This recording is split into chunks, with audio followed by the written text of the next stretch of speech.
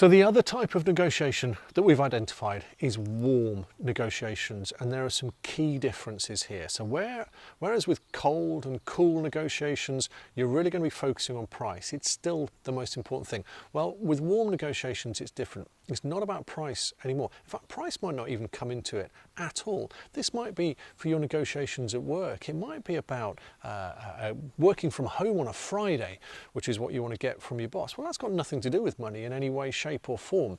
So this might be negotiating with your other half. It certainly involves negotiating with your kids as well. So in those types of negotiations, what I'm going to say is that trust is essential, because these all involve ongoing relationships.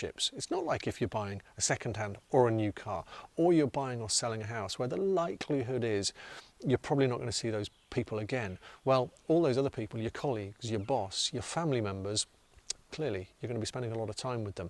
So trust is important, and you need to make sure that you're not damaging trust in the way that you negotiate. So in fact, you can negotiate and build trust through the very act of negotiating.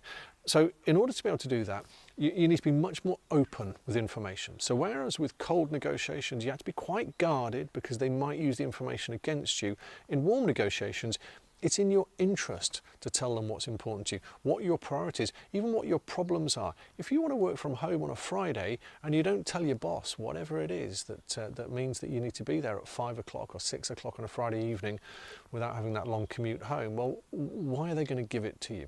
So tell them what your priorities are. Try and understand what's important to them, because if your boss shares with you that, well, what they could do with an extra hour or 2 out of you on a Tuesday evening for whatever reason, well, that's something that you can start to trade with them. So in warm negotiations, there's more risk.